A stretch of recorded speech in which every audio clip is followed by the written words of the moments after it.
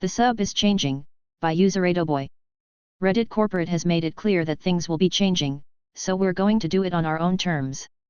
The subreddit is back to normal while we weigh our options, but feel free to chime in the comments below. P.S. Sorry that this was rushed, I'm on vacation, it's midnight here, and Reddit just made some very hostile moves. Edit, like the post I made earlier this month, some recommended listening, just a fun, totally unrelated song by Weird Al, starts at 24:36. Dinosaurs Are Professional, by user Stefan423. I was getting takeout at a local pizza shop, where I always get takeout and never eat in. As I was waiting for them to bring my order out, I was leaning against a counter. The workers all wear baseball-style shirts with the name of the restaurant and shorts.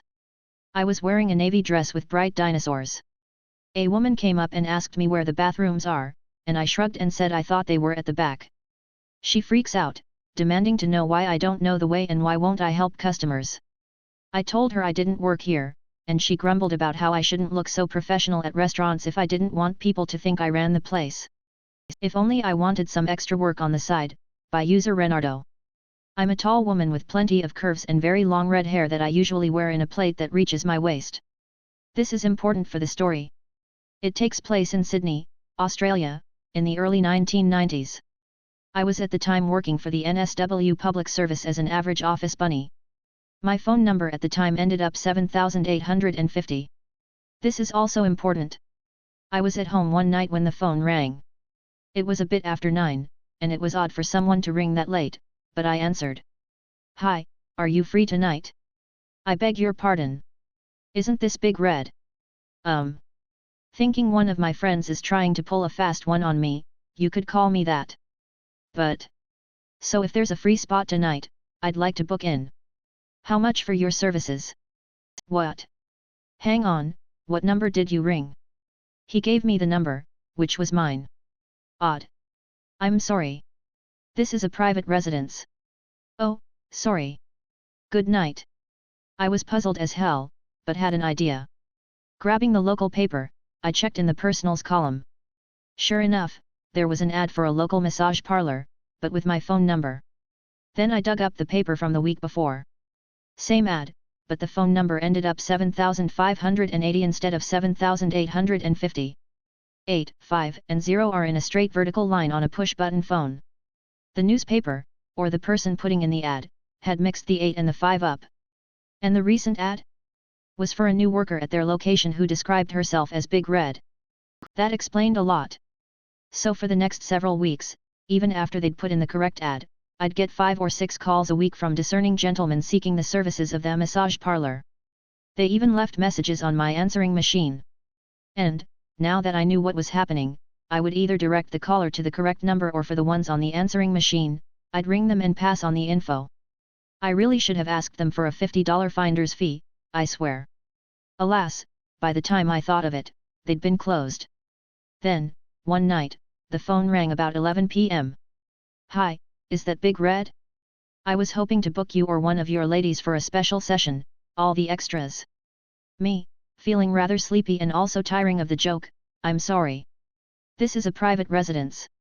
You need to dial XXXX7580. Oh, sorry. 10 minutes later, the phone rings again. Same guy as before. Hi there. I told you, this is a private residence.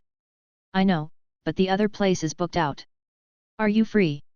He got a short epithet, a fast telling off, and never rang back again.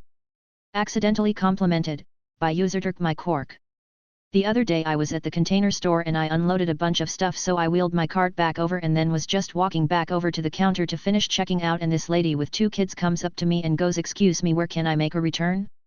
I said, "Oh sorry, I do not work here, lol sorry." And she said, "Oh well, you just looked like you were so confident in where you were going." I was like, "Thanks queen. That is all." Con artist student or just an idiot, by user coder Joe1. I moved to a different state before my senior year of high school. Had my own apartment, so I got a full-time job managing a fast food place. That meant I had to go directly from school to my work to put in my 8 hours each evening. As a manager I didn't have a uniform, but had to wear a shirt and tie, so I wore that my first day of school. To make it worse, I was an over 6 foot tall white guy in a 90% Hispanic school, so I stood out.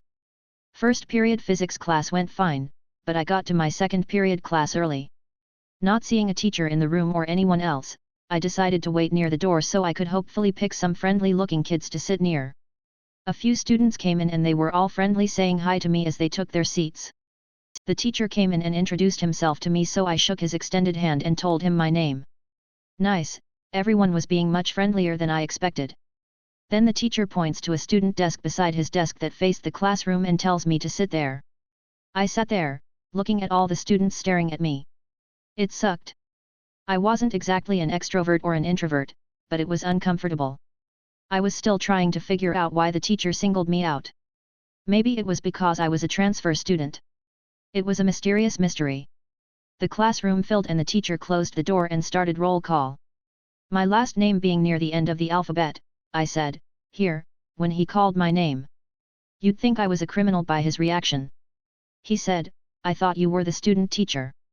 Go find a seat," as he pointed to the back row where a couple empty desks were awaiting my student butt. The teacher was a nice guy and treated me fair the rest of the year, and I did make plenty of friends at that school. First days are rough.